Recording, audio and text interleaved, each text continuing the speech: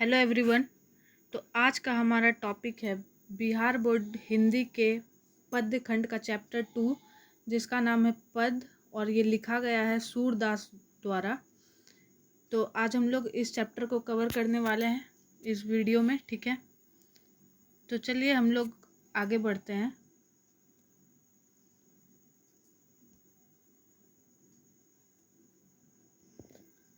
तो सबसे पहले हम लोग सूरदास जी के बारे में पढ़ेंगे। तो क्या है, सूरदास का जन्म सन 1478 ईस्वी के आसपास मानी जाती है। तो सूरदास जी का जन्म कब हुआ था?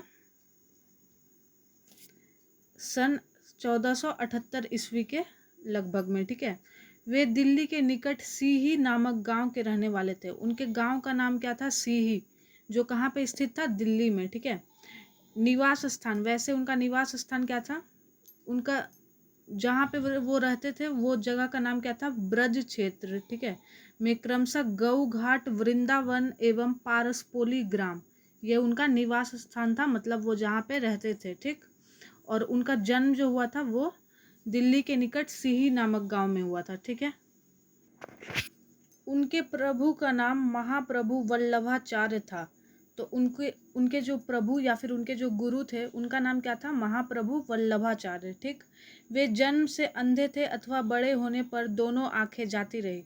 उनके बारे में ऐसा माना जाता है कि या तो वो जन्म से अंधे थे या फिर जब वो जैसे जैसे बड़े होते गए तैसे क्या हुआ, उनका आँख वो खराब होते चला गया, ठीक है।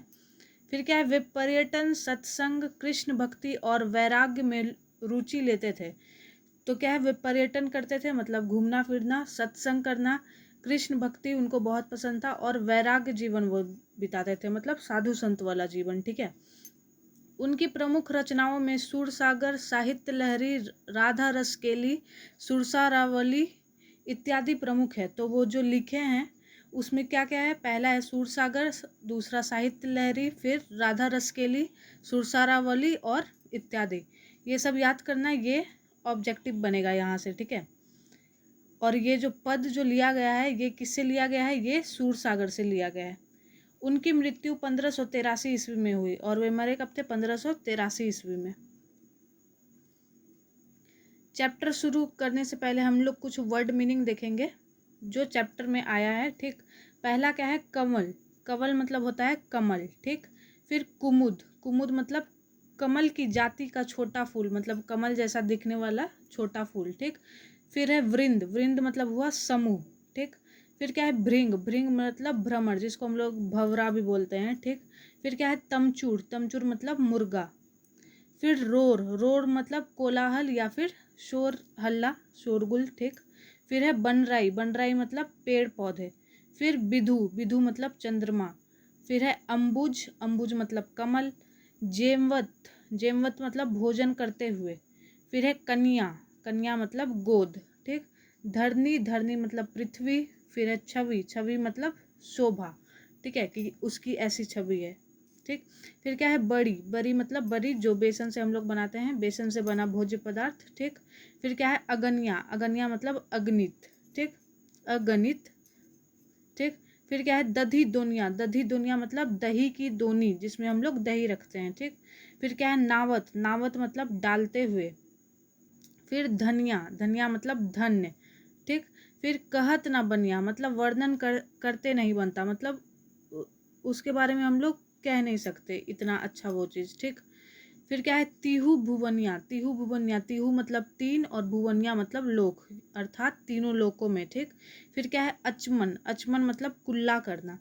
फिर क्या है? जुठनिया, जुठनिया मतलब जूठन, ठीक, जूठा जिसको बोलते हैं। फिर रामबती, रामबती मतलब गाय का रंभाना, मतलब गाय जो सुबह सुबह आवाज़ करती है उसको हम लोग बोलते हैं रंभाना, गाय का रंभाना, ठीक। चलते हैं चैप्टर की ओर। अब यहाँ से हमारा क्या है, ये चैप्टर स्टार्ट हो रहा है, तो इसको कॉपी में नोट करना।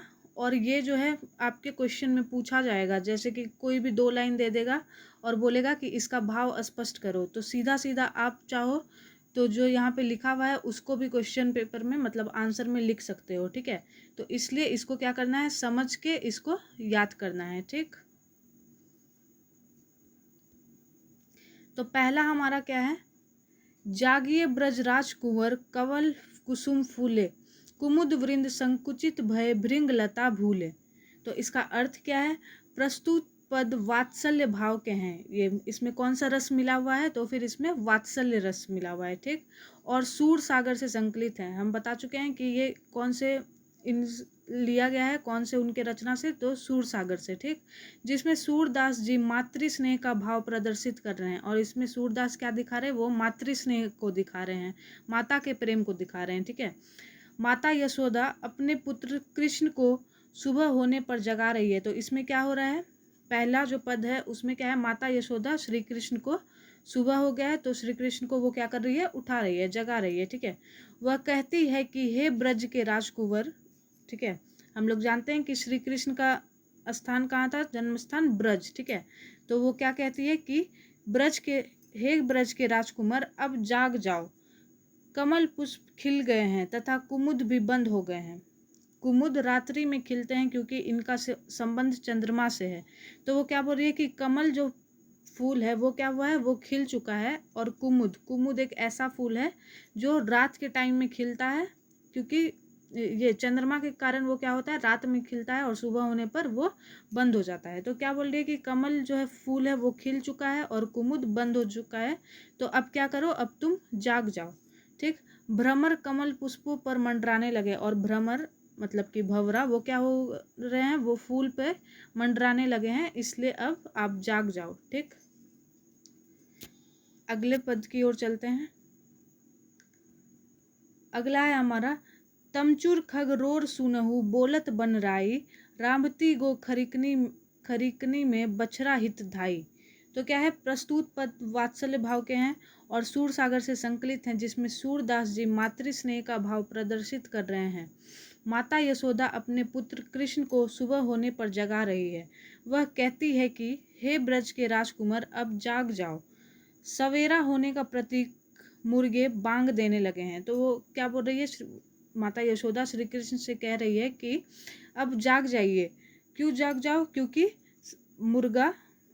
मुर्गा जो सुबह होने पर बांध देते हैं, तो क्या होने लगा है, अब वो बांग देने लगे हैं, सवेरा हो चुका है। और पक्षियाँ और व चिड़ियों का कलरव प्रारंभ हो गया है। और पशु पक्षी क्या होने लगे हैं, उनका कलरव मतलब वो जो चहचहाते हैं उसी को बोला जाता है कलरव। तो पक्षी और चिड़िया सब क्या होने लगी है, वो चहचहाने लगी है, ठीक है। गौशाला में गौएं बछड़ों के लिए रंभा रही है। और गौशाला में गौएं क्या कर रही है, अपने बछड़ों के लिए रंभा रही है, मतलब उनको उनके पास लाने के लिए, ठीक है। अगला है हमारा, विधु मलिन रवि प्रकाश गावत नर नारी, सूर श्याम प्रात उठो अंबुज कर धारी। क्या प्रस्तुत पद वात्सल्य भाव के हैं और सूर सागर से संकलित हैं, जिसमें सूरदास जी मातृ स्नेह का भाव प्रदर्शित कर रहे हैं, ठीक। माता यशोदा अपने पुत्र कृष्ण को सुबह होने पर जगा रही है। वह कहती है कि हे ब्रज के राजकुमार अब जाग जाओ, ठीक। यहाँ तक तो सेम ही रहेगा। आगे, चंद्रमा का प्रकाश मलिन हो गया है, अर्थात चांद छुप गया है तथा सूर्य निकल आया है। क्या हो गया है, सुबह हो चुका है तो चंद्रमा छुप चुका है, चांद छुप गया है और सूर्य उग चुका है, ठीक। नर नारियां प्रातःकालीन गीत गा रहे हैं। तो गांव सब में क्या होता है कि मतलब गुनगुनाते हैं ना ऐसे आदमी लोग, तो वही बोल रहे हैं कि नर नारी क्या होने लगे हैं, वो सुबह का गीत गाने लगे हैं, ठीक। अतः हे श्याम सुंदर अब तुम उठ जाओ, मतलब श्याम सुंदर श्री कृष्ण का नाम है, तो वो बोल रहे कि हे कृष्ण, हे श्याम सुंदर अब आप जाग जाओ, ठीक। सूरदास कहते हैं कि यशोदा बड़ी मनुहर करके श्री गोपाल को जगा रही है। मनुहार करके मतलब बहुत ही प्यार से वो श्री कृष्ण को जगा रही है माँ यशोदा। वे कहती हैं हे हाथों में कमल धारण करने वाले कृष्ण उठो। वे क्या कहती है कि हाथ में कमल धारण करने वाले कृष्ण अब आप जाग जाओ, ठीक। आगे क्या है, जेवंत श्यामनंद की कन्या, कछुक खात कछुक धरनी गिरावत, छवि निरखती नंद रनिया। अब क्या है, अब ये दूसरा पद है, ठीक। इसमें क्या है, इसमें वे मातृ और पितृ दोनों स्नेह को दिखा रहे हैं, ठीक है, दोनों के प्यार को दिखा रहे हैं। तो क्या है, प्रस्तुत पद वात्सल्य भाव के हैं और सूरसागर से संकलित हैं, जिसमें सूरदास जी मातृ पितृ स्नेह का भाव प्रदर्शित कर रहे हैं। श्री कृष्ण नंद की गोद में बैठकर भोजन कर रहे हैं। अब इसमें श्री कृष्ण क्या कर रहे हैं, श्री नंद जी के गोद में बैठकर भोजन कर रहे हैं, ठीक है, खाना खा रहे हैं। वे कुछ खाते हैं, कुछ धरती पर गिराते हैं। तो वो क्या कर रहे हैं, कुछ मतलब कुछ अन्न का दाना वो अपने मुंह में दे रहे हैं और कुछ उनके हाथ से जमीन पर गिर रहा है, ठीक है।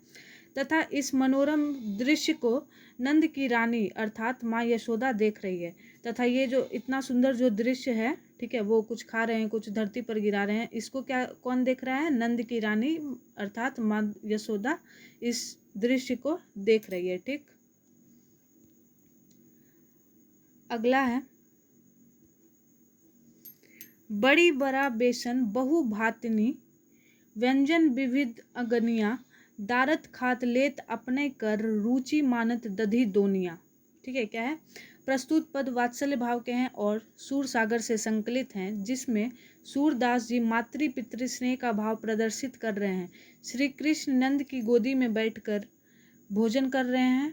उनके खाने के लिए अनगिनत प्रकार के व्यंजन हैं, जैसे बेसन के बारे, बरिया इत्यादि बने हुए हैं। अब क्या है इसमें कि श्री कृष्ण जो खा रहे हैं उनके लिए क्या है, बहुत सारा अनेक प्रकार का व्यंजन है, अनेक प्रकार का भोजन है, ठीक है। जैसे में क्या है, जैसे बेसन के बारे, बेसन से बनी हुई बड़ी, ठीक है, ये सब उनके खाने के लिए है। वे अपनी हाथों से कुछ खाते हैं और कुछ गिराते हैं, लेकिन उनकी रुचि केवल दही के पात्र में अत्यधिक है। तो इतने सारे जो सामान है वो क्या करते हैं, कुछ खाते हैं और उसको कुछ को जमीन पर गिराते हैं, ठीक है। लेकिन उनका रुचि, उनको सबसे ज़्यादा क्या पसंद है, उनको दही पसंद है, ठीक है। तो दही के पात्र में उनकी रुचि सबसे अधिक है, ठीक।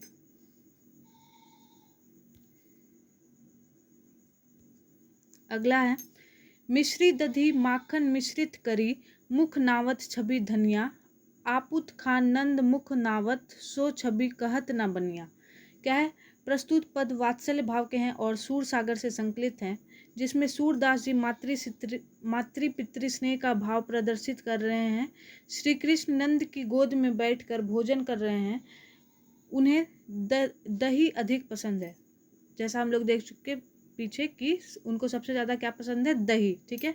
वे मिश्री दही और मक्खन को मिलाकर अपने मुख में डालते हैं। तो वो क्या कर रहे हैं, मिश्री दही और मक्खन को मिलाकर अपने वो खा रहे हैं, ठीक है, अपने मुख में डाल रहे हैं। यह मनोरम दृश्य देखकर माँ यशोदा धन्य हो जाती है। तो इसको देख के माँ यशोदा बहुत खुश हो जाती है, ठीक है, बहुत धन्य हो जाती है। वे खुद भी खाते हैं और कुछ नंद जी के मुंह में भी डालते हैं। वे क्या कर रहे हैं, कुछ खुद भी खा रहे हैं और अपने पापा अपने मतलब नंद जी के मुंह में भी उनको भी खिला रहे हैं, ठीक। ये मनोरम छवि का वर्णन करते नहीं बनता। और सूरदास जी कह रहे हैं कि ये इतना सुंदर छवि है, ये इतना सुंदर दृश्य है कि इसका वर्णन बस लिख कर वो नहीं कर सकते, ठीक है। तो लास्ट पद है हमारा, जो रस नंद जसोदा बिलसत सो नहीं तिहु भुवनिया भोजन करी नंद अचमन लीन मांगत सूर जुठनिया, ठीक है। प्रस्तुत पद वात्सल्य भाव के हैं और सूरसागर से संकलित हैं, जिसमें सूरदास जी मातृ पितृ स्नेह का भाव प्रदर्शित कर रहे हैं। श्री कृष्ण नंद की गोद में बैठकर भोजन कर रहे हैं। इस दिव्य क्षण का जो आनंद नंद और यशोदा को मिल रहा है, वह तीनों लोकों में किसी को प्राप्त नहीं हो सकता। क्या बोल रहे हैं कि ये जो वो श्री कृष्ण खा रहे हैं, अपने पापा के भी मुंह में दे रहे हैं और वो कुछ खा रहे हैं, कुछ जमीन पर गिरा रहे हैं। तो ये जो इतना अच्छा क्षण है, इतना अच्छा जो पल है, उसका आनंद जो माँ यशोदा और नंद जी जो ले रहे हैं, तो सूरदास जी क्या बोल रहे हैं कि ये इतना अच्छा पल तीनों लोक में किसी को भी प्राप्त नहीं हो सकता है, ठीक है, जो नंद और यशोदा को प्राप्त हो रहा है। भोजन करने के बाद नंद और श्री कृष्ण कुल्ला करते हैं। तो भोजन करने के बाद क्या कर रहे हैं, नंद और श्री कृष्ण कुल्ला मतलब हाथ मुंह धो रहे हैं, ठीक। और सूरदास उनका जूठन मांग रहे हैं और सूरदास जी क्या कर रहे हैं, उनका बचा हुआ जूठन जो है उसको मांग रहे हैं, ठीक है। तो पद हमारा ख़त्म हो गया यहाँ पे, सूरदास द्वारा लिखा गया पद। तो आई होप कि आप लोगों को समझ में आया होगा। कुछ भी अगर डाउट है तो आप हमको कमेंट करके पूछ सकते हो। अगले वीडियो में हम लोग इसका क्वेश्चन आंसर देखेंगे और ऑब्जेक्टिव इसका देखेंगे, ठीक है। और कैसा लगा वीडियो ये कमेंट करके ज़रूर बताना।